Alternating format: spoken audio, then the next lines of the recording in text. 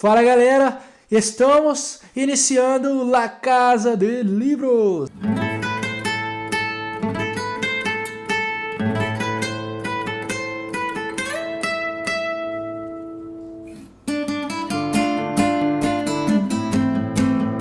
Hoje o nosso primeiro livro que a gente vai falar é Ultra Learning. Deixa eu explicar primeiro, Ultra Aprendizado, o que a gente vai fazer nessa série. O que é La Casa de Livros? Nós vamos pegar um livro, vamos olhar para tudo que tem dentro desse livro, vamos extrair todas as ferramentas que ele traz, todas as ideias que ele traz, entender como que a gente pode usar isso na nossa vida e transformar em resultado de verdade, e como resolver os nossos problemas. Então, fiquem ligados porque isso daqui vai mudar completamente a sua vida. Antes de mais nada, eu queria dizer que isso não é uma substituição à sua leitura. O que eu estou fazendo aqui é te mostrar um livro e a minha ideia é que você fique muito mais interessado em ler livros, em ler este livro inclusive. Dito isso, está dito isso. O Ultra Aprendizado, que é este livro, eu acredito ser um dos principais, ou uma das principais ferramentas que vai te ajudar. Por isso eu decidi começar La Casa de Livros com este livro. E então, vamos passar pelo livro. Como que eu vou fazer? Vou te explicar como vai mais ou menos funcionar toda essa série.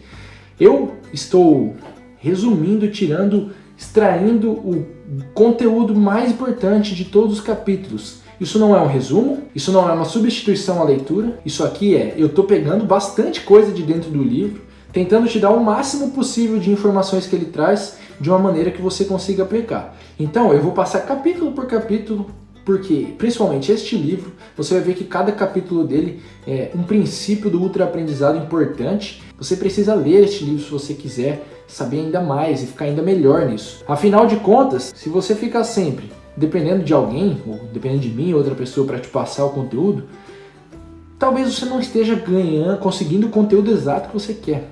Então, se você desenvolve a sua capacidade de sozinho ir atrás de conteúdo, você vai avançar muito mais rápido, tá bom? Então vamos lá. Primeira coisa, ele começa o livro contando por que esse cara escreveu esse livro, né? Um dos primeiros, se eu não me engano, o primeiro projeto de ultra aprendizado dele foi estudar para o MIT lá, que é uma prova das mais difíceis dos Estados Unidos. E ele não fez o curso que todo mundo faz, a galera faz lá, sei lá quantos anos de curso para depois fazer essa prova e passar e ter esse diploma importante para a carreira deles lá dentro da área de computação. E esse cara não fez nenhuma dessas aulas, ele decidiu pegar esse projeto, fazer sozinho, e em questão de meses ele estudou sozinho e passou nessa prova, que muita gente demora anos estudando e ainda não passa. Então, ele fez um projeto de ultra aprendizado que levou ele a um resultado rápido e eficaz de uma coisa difícil. E não é porque ele é um gênio, não, é porque ele simplesmente aplicou os princípios corretamente.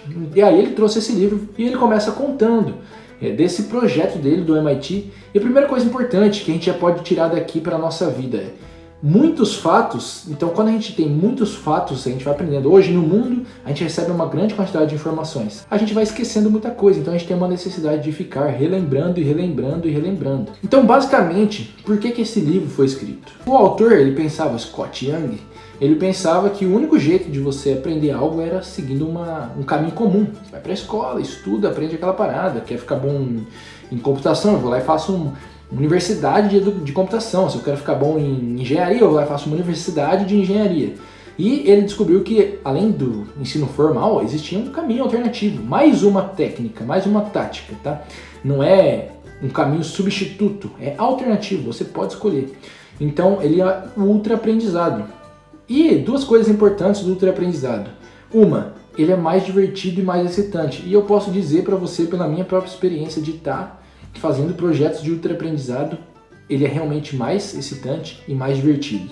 Ele descobriu que tinha esse caminho comum, esse caminho alternativo, quer dizer. E esse caminho alternativo, ele não é fácil, tá? Porque o ultra aprendizado é algo intenso, como a gente vai falar ali na frente. Ele não é fácil, ele requer que você saia da zona de conforto. Muita gente não quer sair da zona de conforto. Mas eu posso dizer, e ele diz no livro inclusive, e todos os caras, ou grande maioria pelo menos, dos que vão fazer um projeto de ultra aprendizado dizem que o esforço vale muito a pena, porque afinal de contas você sai em pouco tempo com muito mais habilidade do que você tinha antes, dentro daquela área que você escolheu colocar o seu projeto. Vamos entender o que é o ultra-aprendizado, tá? O ultra-aprendizado, e eu vou colando aqui do meu computador porque realmente tem muita coisa, eu quero te trazer o máximo possível de informações dentro do tempo que a gente tem aqui. O ultra-aprendizado é uma estratégia de aprendizado, quer dizer, ele não é para todas as situações. Então, uma estratégia, ela não é usada sempre, 100% do tempo. Ela é algo que você pode optar por fazer. Então, o que a gente está falando aqui não é de substituir a educação formal, é de você testar uma nova estratégia e ver o quão bem ela funciona para você. Então, essa é uma estratégia de adquirir habilidades e conhecimento que você não tinha antes ou que você quer melhorar. Né? E essa habilidade, ou essa estratégia, o interessante dela é que ela é autodirecionada. Ou seja, você escolhe o caminho que você vai seguir e você pode escolher todas as atividades que você vai fazer. Porque o seu objetivo é priorizar ser eficaz. Ser eficaz é diferente de ser eficiente. Qual a diferença? Eficiente. Quem é eficiente, ele fica muito bom em fazer algo. Porém, ele pode ficar muito bom em fazer algo que é inútil para ele. Exemplo, Cristiano Ronaldo fica bom em arremessar uma bola na cesta. Ele pode ficar o melhor do mundo. Não faz sentido porque ele chuta uma bola com os pés.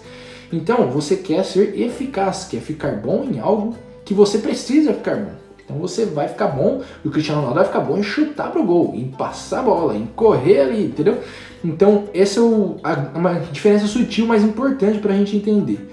Então, o ultra-aprendizado não é a única solução, mas ele pode ser uma boa. Ele é um caminho para você masterizar coisas que trazem duas coisas, profunda satisfação e profunda autoconfiança. A verdade é que é o seguinte, você vai notar se você uma hora, em algum momento, pegar um projeto de ultra-aprendizado ou olhar para trás na sua vida e ver em algum momento que você fez um processo parecido com esse, que a sua autoconfiança ela cresce muito, porque você vê resultado rápido, você se enxerga ficando muito bom em alguma coisa em um período de tempo muito pequeno, menor do que você esperava. E isso te traz uma autoconfiança gigantesca, absurda, e é sempre um sentimento muito bom, porque não é uma coisa ruim você ser autoconfiante. Uma coisa ruim é você ser prepotente, não acreditar que você pode fazer as coisas. A verdade é que, por que ele escreveu esse livro e por que ele acha também alguns pontos que ele traz aqui para dizer que o ultra-aprendizado é interessante. Primeiro, se você reparar na sua vida, os seus momentos de mais profunda felicidade, de mais profunda alegria, eles não vêm de fazer algo fácil. Eles não vêm de ficar deitado vendo Netflix. Eles vêm de fazer coisas que fazem você alcançar o seu potencial. E muita gente acredita que tem um potencial muito abaixo do que de fato tem. Os momentos de mais profunda alegria e felicidade, eles vêm de você superar suas próprias crenças limitantes. O que é sua crença limitante? Não é um papo de coach. Quer dizer que você acredita que você tem um certo limite, mas a verdade é que você consegue muito além.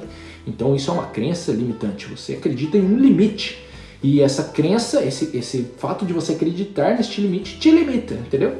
Então, os momentos de mais profunda alegria vêm de superar esses limites e ver que o seu potencial é muito maior que esse que você esperava. Por isso ele acha o ultra-aprendizado uma estratégia muito maneira e muito legal que vai te deixar mais empolgado em fazer as atividades. E já no começo do livro ele te dá 3 ideias. Existem 3 maneiras que você já pode pensar em aplicar um projeto de ultra-aprendizado se você já está interessado vendo esse vídeo.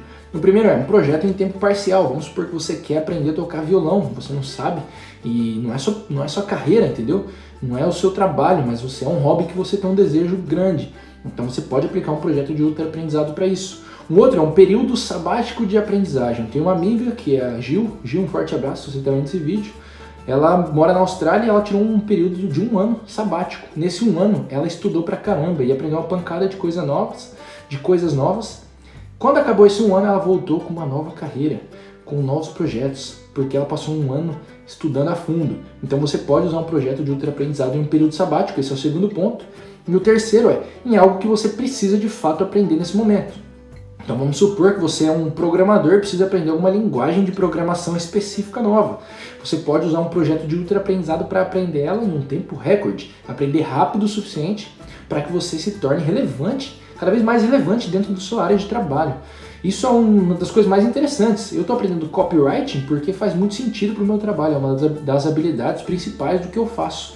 Então, 100% focado, e a gente vai ver que aprender algo que você precisa aprender está relacionado com um dos 9 princípios do ultra-aprendizado. Mas vamos lá.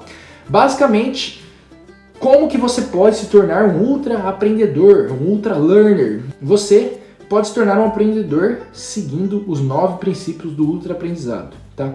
O fato é que é o seguinte, se você seguir os 9 princípios, você vai poder resolver problemas que você nunca encontrou antes, muitas vezes. E usar princípios é muito mais vantajoso do que você usar procedimentos mecânicos, tá? Um procedimento mecânico rígido, ele é sempre aquilo, não importa a situação e ele não vai funcionar para todas. Agora, um princípio, ele vai funcionar para diversas situações porque ele se adapta a cada uma, ele não é rígido. Então, por isso ele traz 9 princípios e não um procedimento passo a passo para você seguir. Muitas das estratégias que ele passa no livro, que eu vou passar aqui para você, são fundamentadas cientificamente por pesquisas. Então tudo que ele conta aqui no livro, ele conta, ó, pesquisas suportam isso, outras pesquisas não suportam isso, mas suportam isso. Você vai ver que para várias coisas você pode seguir táticas diferentes. E por quê? Porque existem pesquisas que suportam cada uma dessas táticas. Então, nesse caso, o que vale é testar, descobrir qual delas funciona melhor. Ultra aprendizado é interessante porque você decide 3 coisas. E é por isso que me interessou muito. Você decide o que você vai fazer, primeiro de tudo, muito bom decidir o que você vai fazer, ninguém manda você fazer algo, você decide. Segundo, você decide como você vai fazer aquilo. E terceiro, você decide quando você vai fazer aquilo, ou seja, você tem 100% de controle do processo. Você decide tudo o que vai acontecer. Por isso um projeto de ultra aprendizado, para mim, soa como uma estratégia muito viável e muito interessante. Mas vamos lá aos 9 princípios do ultra aprendizado. O primeiro princípio do ultra aprendizado, vamos colocar ele aqui, ó, pá, meta aprendizado. Então esse é o primeiro princípio. Por que chama meta aprendizado? Só para você entender um pouquinho do significado da palavra. O prefixo meta, ele vem lá do grego e ele quer dizer algo do tipo além. Então basicamente ele quer dizer quando algo fala sobre si mesmo, ou seja, o meta-aprendizado é você aprender a aprender, ver como algo funciona. Por que o princípio número 1 é o meta-aprendizado? Porque a gente vai ver que o primeiro passo, se você quer começar um projeto de ultra-aprendizado, o primeiro passo, eu não diria nem só sobre ultra-aprendizado, mas o primeiro passo para você aprender algo com eficácia, dentro de várias coisas que eu estudei que não são só essa estratégia, é você entender como aquilo funciona e encontrar as melhores táticas para você começar a aprender aquilo. Então, o meta-aprendizado, ele é o coração, ele é o que faz funcionar todo o projeto, todo o processo dos 9 princípios. Por quê? Porque você vai, nesse princípio, procurar, descobrir, pesquisar maneiras e pesquisar não só métodos disponíveis, recursos, você vai pesquisar habilidades já existentes, informações que já existem. Vamos entender o que é, de fato, na prática, o meta-aprendizado. Na prática, o que você vai fazer você quer responder 3 perguntas sobre um projeto, tá? Primeira pergunta, por que eu estou aprendendo isso? Vamos supor que você quer aprender a programar. Vamos pegar uma coisa mais simples, vamos supor que você quer aprender a mexer na planilha do Excel. Por que eu quero aprender a mexer numa planilha do Excel? É importante você fazer essa primeira pergunta porque ela vai te dizer qual é a sua motivação. E a sua motivação pode vir de 2 lugares. Ela pode ser uma motivação instrumental ou uma motivação intrínseca. Uma motivação instrumental é quando você quer aprender para um resultado específico. Basicamente, o que eu estou fazendo com copywriting. Eu quero aprender porque eu preciso escrever textos que vendem para eu vender o que eu quero vender. Ou a sua motivação pode ser intrínseca, que é simplesmente pelo prazer de aprender. Como, por exemplo, tocar violão. Eu posso querer aprender a tocar violão simplesmente porque eu acho uma coisa divertida, que vai ser legal para mim. Então, isso não tem nenhum objetivo profissional ou que vai me levar a algum lugar, mas é pelo próprio prazer do aprendizado em si. Então, esses são os 2 tipos de motivação e você precisa ter muito claro o seu porquê. Recomendo que você lê um livro que chama Comece pelo Porquê, a gente vai falar dele aqui mais pra frente, mas a verdade é que se você não entende o seu porquê, nenhuma ferramenta vai te ajudar tanto porque você não vai ter a motivação necessária para fazer aquilo. Então, o seu porquê tem que estar claro e escrito. Para você e para o seu cérebro entender aquilo. O seu cérebro precisa ver. É por isso então. Por mais que você pense que está claro, às vezes não está claro o suficiente. A segunda pergunta que você quer responder no meta-aprendizado é o que? O que de fato eu tenho que aprender? Quando eu pergunto o que eu quero aprender, eu preciso descobrir quais são os conhecimentos e habilidades que eu quero aprender. E aí tem uma maneira prática que você pode fazer isso já. Pega uma folha, divide ela em 3 colunas e em cada coluna você vai escrever o seguinte. Na primeira coluna, conceitos, ou seja, tudo que você precisa entender. Então eu vou lá, estou aprendendo a tocar violão. Quais são os conceitos? Por exemplo, nota musical, escalas musicais. Então são coisas que eu preciso entender. Segundo que eu vou escrever são fatos. Então fatos são coisas que precisam ser memorizadas. Então vamos lá. Na primeira coluna, conceitos, o que eu preciso aprender. Na segunda coluna, fatos, o que eu preciso memorizar. E na terceira coluna, procedimentos, o que eu preciso praticar. Então, por exemplo, no violão, o procedimento é a batida. Às vezes é 2 para baixo, 2 para cima, 3 para baixo, entendeu? Então, você vai, na prática é isso. Você vai colocar lá, responder o porquê numa folha de papel. Segundo passo, você vai responder o quê. O que é dividido em 3 colunas. Conceitos, fatos e procedimentos. Você pode sempre voltar nesse vídeo para ver isso daí de novo. E a terceira pergunta que você quer responder é como você vai fazer isso. Como eu vou fazer alguma coisa? Então você quer descobrir os recursos que você vai usar, você quer descobrir em que ambiente você precisa estar, você quer descobrir os métodos que você vai seguir. E tem 2 jeitos de você descobrir o como, tá? De você encontrar o como. O primeiro jeito, e não são 2 jeitos, na verdade são 2 passos, vamos dizer assim. O primeiro passo é você fazer um benchmark. O que é um benchmark? É uma pesquisa. É você pesquisar os caminhos mais comuns que as pessoas usam. Por exemplo, como que eu aprendo a tocar violão? Eu vou começar a pesquisar na internet mesmo, como começar a tocar violão, quais as melhores maneiras de aprender a tocar violão. Vão surgir várias e várias respostas. Eu vou começar a encontrar métodos comuns que as pessoas usam. Começando do benchmark dessa pesquisa, eu parto para o segundo passo, que é enfatizar, excluir. Olhando para todos esses métodos comuns, tudo que as pessoas fazem, eu vou escolher em que parte disso aqui eu vou enfatizar e o que eu vou excluir desse método, o que não faz sentido para mim. Então, feito isso, você vai poder entender como, e tudo isso escrevendo no papel, e como você vai fazer o que você quer fazer, desenvolver aquela habilidade que você quer. Legal, Elton, mas quanto tempo eu preciso gastar nisso? O autor diz que você precisa gastar 10% do tempo total do seu projeto em pesquisa, em meta-aprendizado. Então, basicamente, eu posso pensar o seguinte. Eu quero começar um projeto para aprender a tocar violão e eu quero que esse projeto dure 6 meses. 6 meses, 4 semanas, 4 vezes 6, 24. Então são 24 semanas de projeto. Eu vou usar 10% desse tempo, ou seja, 2 semanas e meia aproximadamente, para pesquisar as melhores maneiras. Então nas primeiras 2 semanas ali, eu vou só pesquisar maneiras de aprender, mas de quais são os métodos disponíveis e como eu quero aprender. Então nessas primeiras 2 semanas eu respondo por quê, o que e como. Nossa, mas é muito tempo 2 semanas. 10% dentro do seu projeto de ultra-aprendizado é pouco tempo. É tempo suficiente, na verdade. E quanto mais longo é o seu projeto, mais ele sugere que esse tempo seja menor. Então quanto maior meu projeto, menos eu faço desses 10%. Então se eu vou pegar um projeto de 5 anos, eu não vou passar ali meio ano pesquisando, entendeu? Por quê? Porque a gente segue a lei dos retornos diminuídos. O que é a lei dos retornos diminuídos? Ela diz o seguinte, quanto mais tempo você gasta em uma atividade, mais fracos são os benefícios dessa atividade, quanto mais próximo você está do ponto ideal. Nossa, calma, vamos entender isso aqui.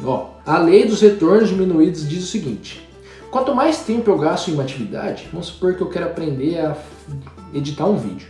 Quanto mais tempo eu gasto aprendendo a editar vídeo, mais próximo eu vou ficar do ideal. Cheguei no ponto ideal, que eu sou um bom editor. Então quanto mais perto eu estou desse ponto, menos retorno eu tenho do meu tempo gasto em aprendizado. Então quer dizer, quanto mais perto eu estou do ideal, mais devagar o processo. Por isso que quando um projeto é muito grande, a gente diminui para menos de 10% o meta-learning, o meta-aprendizado, tá? Dito isso, fechamos o primeiro princípio dos 9. O segundo princípio do ultra-aprendizado é o foco. Basicamente, você tem que ter foco para conseguir fazer alguma coisa. E o autor mostra com pesquisas e tudo mais que existem 3 grandes problemas que as pessoas enfrentam, nós, seres humanos, enfrentamos com o foco. Os 3 problemas são começar o foco, o segundo é continuar o foco, manter o foco, e o terceiro é otimizar o foco. Então vamos olhar um por um e ver o que a gente pode fazer a respeito. Primeiro, começar o foco. O que é isso? Basicamente, em outras palavras, é procrastinar. Eu sei que eu tenho que fazer uma atividade, mas eu não quero começar ela, não começo ela. Isso ocorre, se a gente for reduzir a grosso modo, isso ocorre por dois motivos. Primeiro, ou a atividade que você vai fazer simplesmente te dá aversão, você tem aversão àquela atividade. Eu sei que eu tenho que estudar, mas eu não quero, eu tenho aversão a estudar. O segundo motivo é, eu tenho um desejo de fazer outra coisa. Eu sei que eu quero estudar, mas eu quero jogar videogame também. Então eu tenho um desejo para outra coisa. E às vezes acontece os dois ao mesmo tempo. Às vezes eu tenho aversão a estudar e quero jogar videogame, tudo ao mesmo tempo. Então, isso faz com que eu procrastine. E aí ele te dá 2 passos para você. Deixa eu ver se são 2 passos. São 2 passos para você resolver o problema de procrastinação, de iniciar o foco. Passo número 1 é reconhecer. É igual Alcoólicos Anônimos, é igual qualquer coisa, problema, dificuldades. É reconhecer que tem. Então, procrastinar é você reconhecer que está procrastinando. Por quê? Muitas vezes é inconsciente, a gente não percebe que a gente está procrastinando. Então, como que eu faço para fazer isso? É treino. Você começa desde agora, já fica ligado, põe isso pro seu cérebro, porque é o momento que você coloca pro seu cérebro, cérebro, você tem que reconhecer quando você está procrastinando, o seu cérebro já começa a ficar ligado nessa parada, ele já começa a direcionar o foco dele. Então toda vez que você começar a procrastinar, isso com o tempo vai melhorando, mas você vai, do nada, vai falar, opa, tô procrastinando aqui, por quê? Porque você deu esse aviso prévio pro seu cérebro para ele ficar ligado. Então torne esse um hábito mental de perceber quando você está procrastinando. Passo 2, ele te sugere que você pense como uma série de muletas que você carrega, tá? Então vamos entender isso daqui, né? Muletas é algo que te impede de andar. Então ele fala para você enxergar como, eu tenho uma série de muletas, eu vou olhar uma por uma e ver qual delas que está sendo a minha grande dificuldade. A primeira delas é, a maioria do que é desprazeroso em uma tarefa é só um impulso que não dura muito. Então às vezes eu não quero estudar porque estudar é chato. Só que a verdade é que a maioria das vezes só é chato no comecinho. E aí depois que você aguenta um tempo fazendo aquela atividade, fica normal, fica mais legal. Então, a primeira saída que você tem é, quando eu não quero começar a fazer algo, eu vou lá e coloco uma regra. Eu vou fazer só por 5 minutos. E o autor mostra aí algumas pesquisas que 5 minutos é o suficiente para essas coisinhas que parecem ser muito chatas desaparecerem, elas simplesmente vão sumindo, aquilo vai ficando legal. Às vezes, eu estou procrastinando gravar esse vídeo. Não, gravar o vídeo, eu tenho que falar, ir ali, pensar, esperar o carro, eu tenho que gravar, ir ler, pensar, não sei o quê. Às vezes, nos primeiros 5 minutos tem isso, mas depois que esse tempinho passa, eu engreno na atividade e aquilo desaparece, essa coisa que parecia ser chata no começo. Essa é uma regra, você pode fazer uma regra. Ó. Eu vou ficar 5 minutos nessa atividade, põe no cronômetro, e se eu não estiver gostando ainda, aí eu paro. Só que essa muleta gera uma segunda muleta, que é a muleta 2, que é você começar a usar a regra dos 5 minutos toda hora. Para tudo você usar, e aí de repente quando você vê, você só está fazendo 5 minutos de cada atividade. Eu fiquei 5 minutos, não ficou melhor, vou parar. Vai para outra, vou ficar 5 minutos, não ficou melhor, vou parar. E essa regra se tornar uma muleta. Então a sugestão que ele dá é, uma vez que você se acostumou a ficar 5 minutos, dê um passo a mais. Fique 10, fique 15, fique 20 e aí use a técnica do Pomodoro. A técnica de Pomodoro é 25 minutos de uma atividade, 5 minutos de descanso. 25 minutos de uma atividade, 5 minutos de descanso. Isso é uma muleta, isso é para você resolver o problema que você criou, resolvendo um problema anterior. Então ele vai te dando um passo a passo para você ficar ligado nisso daí. E a muleta 3, né, depois de você fazer isso, é você entender que tá tudo bem dar um passo atrás. Às vezes eu agora decidi que eu vou ficar 25 minutos numa atividade, mas eu tô vendo que não funciona, eu não tô ficando produtivo. Então eu posso dar um passo para trás. Eu vou voltar para a regra dos 5 minutos. Aí depois eu vou de novo andando devagarzinho até conseguir chegar nos 25 minutos de concentração. Então não tenha medo de dar um passo atrás. Inclusive, um vídeo que eu vou soltar aqui no canal muito em breve é porque eu dei um passo atrás. Olha só que legal. Essas são as táticas para você começar a resolver o problema de começar o foco. Esse foi o primeiro problema. Lembra que a gente falou que tem 3 principais. O segundo problema principal é sustentar o foco, manter o foco. Por quê? Porque eu me distraio. Nós somos facilmente distraídos hoje em dia. A gente tem uma pancada de fontes de distração e por isso ele colocou 3 fontes de distração para a gente ficar ligado. A primeira coisa que você tem que estar ligado, a primeira fonte de distração é o seu ambiente. Então esteja atento para o ambiente que você está trabalhando. Por exemplo, em algum momento aqui, eu acho que eu vou falar disso mais para frente, mas se eu quero fazer uma atividade que exige muita concentração, eu não posso estar num ambiente barulhento, cheio de gente e pessoas passando e com o meu celular perto. Então, o melhor jeito de você descobrir qual é o ambiente ideal para cada tarefa é testando, tá? Qual é o melhor lugar para eu ler? Testando. Às vezes é no seu quarto, às vezes é na sala, às vezes é num café, com um pouquinho de ruído no fundo, às vezes é na rua, num parque. Então teste para você resolver o problema do ambiente, tá? E outra, ninguém é multitarefa, não somos multitarefa. Pesquisas e pesquisas estão cansadas de provar que a gente é monotarefa. Quando você pensa que você está sendo multitarefa, o que você está de fato fazendo ali dentro do seu cérebro é mudando rapidamente de uma tarefa para outra. E o problema de ser multitarefa, de tentar mudar rapidamente de uma tarefa para outra, é que você não tem um nível de concentração necessário para terminar cada uma dessas tarefas. Então, para fazer elas bem feito, na verdade.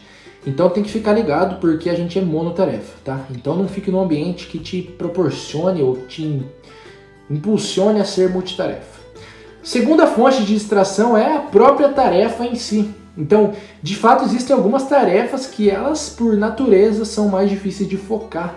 Às vezes eu tenho que estudar no colégio lá, eu estou estudando história, e história é um negócio que é maçante, eu não gosto. Então é uma tarefa que por si só, ela já é uma fonte, já é difícil de manter o foco, já facilmente me distrai porque é uma tarefa mais exigente. Então fica ligado, às vezes é isso, a terceira fonte de distrações que é a sua mente. Então, basicamente, tem 3 coisas que fazem a nossa mente se distrair. A primeira delas é emoções negativas. Um dos principais aspectos do aprendizado é o seu estado, a emoção em que você está na hora de aprender algo. Quer ver como isso é verdade? Tenta pensar em todas as aulas entediantes que você teve na vida e lembrar do que você aprendeu nelas. É muito difícil que você lembre de algo que você aprendeu em um estado de tédio, porque você não tem uma emoção ali funcionando. E emoções negativas também atrapalham muito. Raiva, ansiedade, frustração, tristeza. E qual que é a solução para isso? Vamos para a solução, e algo que eu venho falando muito essa semana, principalmente com a minha namorada e com os meus amigos. Quando você tem um sentimento negativo, raiva, tristeza, frustração, você não tem que suprimir esse sentimento. Suprimir um sentimento negativo dá forças ao sentimento. É pior quando ele voltar à tona. Então o que você tem que fazer é reconhecer o sentimento. Então eu reconheço que estou triste. Gentilmente você aceita o sentimento, tá? Cada sentimento, cada sentido ali, ele tem uma função dentro do nosso cérebro, dentro do nosso corpo. Então ele tem um lado positivo. Então eu estou com muita raiva, gentilmente eu aceito essa raiva e deixo essa raiva acontecer. Lógico, respeitando os limites. Você não vai deixar que a raiva te controle a ponto de você quebrar alguma coisa, fazer algo a alguém, se machucar. Então você deixa aquele sentimento vir, aceita ele, abraça ele, ama esse sentimento, ele faz parte de você e você vai ver que quando você faz isso, vagarosamente o sentimento vai passando, vagarosamente ele vai melhorando, ele vai saindo. E aí você volta o foco para a sua tarefa com tranquilidade, com calma. Então sempre que você se vê com um sentimento negativo, deixa esse sentimento acontecer. Esse é um primeiro ponto de quando a sua mente se distrai. O segundo ponto é falta de descanso. Às vezes você dormiu pouco, você está cansado, você teve um dia de trabalho exaustivo e você quer ainda estudar no fim do dia. Não funciona, sua mente precisa descansar. Então, dorme, descansa, relaxa. O terceiro ponto, que é o sonhar acordado. Sabe quando você fica viajando assim, ó, fica brisando, olhando para o nada, pensando em nada? Às vezes você está sonhando acordado. Isso é uma fonte de distração. Você tem que estudar, de repente você vê que está viajando. E aí passou meia hora e você só viajou. Quando você vê, caramba, passou meia hora e eu nem estudei nada. Então isso é uma fonte de distração, mas também por outro lado ela descansa a mente. Então toma cuidado quando você estiver sonhando acordado. Deixa eu voltar aqui o foco para minha ação aqui, para minha atividade. E aí a gente entra no terceiro tipo de dificuldade e problema que a gente tem com o foco. Lembra que eu falei que são 3 tipos? O primeiro é iniciar o foco, o segundo é manter o foco, sustentar, e o terceiro é otimizar o foco. Então o terceiro tipo é otimizar o meu foco. Basicamente, qual o melhor tipo de foco? Então você tem que estar ligado em 2 variáveis importantes dentro do foco. A primeira é o seu grau de excitação, e não é uma excitação sexual não, é excitação no sentido de você estar acordado, o seu cérebro funcionando, a sua mente andando, tá? Então, basicamente a excitação é o seu grau de energia, então quão acordado você tá. Então você tem que ficar ligado porque o grau de excitação ele influencia a sua atenção. Pouca excitação, você está sonolento, você está quase dormindo. Muita excitação, você começa a perder o foco, porque você está muito agitado, você quer fazer tudo ao mesmo tempo e fazer um monte de coisa e tudo te chama atenção. Tarefas mais complexas, como por exemplo, estudar matemática, elas exigem um grau de excitação mais baixo, que você esteja concentrado. Basicamente um jeito de você ficar ligado nisso é, põe uma música instrumental, tá? Só instrumental, e começa a bater palma no ritmo da música. Se você está batendo palma na mesma velocidade do ponteiro dos segundos do relógio, ou seja, uma palma por segundo, ou mais devagar, você está se colocando num grau de excitação mais baixo que vai favorecer atividades complexas. Agora, atividades mais simples, mais fáceis, elas podem não se beneficiar, mas tolerar um grau de excitação mais alto. Então, às vezes, tem que fazer algo muito simples. Às vezes copiar alguma coisa aqui, ou só passar limpo alguma coisa, uma coisa que exige menos complexidade, eu posso estar num lugar que me deixe mais agitado, por exemplo, eu posso estar com um grau de excitação mais alto. Então, o único jeito de você descobrir é testando. Olha só que incrível! Você vai ver que testar é um dos princípios fundamentais, não só do ultraaprendizado, mas da vida. Dito isso, a gente passou pelos primeiros dois princípios do ultraaprendizado. Primeiro, meta-aprendizado, e o segundo, foco. Esse vídeo está ficando um pouco longo, então o que eu vou fazer é o seguinte, vou dividir em duas partes. Então veremos no próximo vídeo, na parte 2, os outros 5 princípios que englobam o ultraaprendizado, esse livro sensacional, incrível, eu recomendo que você compre. Se você quiser comprar esse livro, vou deixar um link aqui na descrição desse vídeo. Se você curtiu, cara, se inscreve no canal, isso me ajuda pra caramba. Deixa um like aí pro YouTube entender, olha, esse vídeo é legal, interessante. E é isso aí, compartilha com seus amigos. Tamo junto. Voltamos no próximo vídeo. Um forte abraço.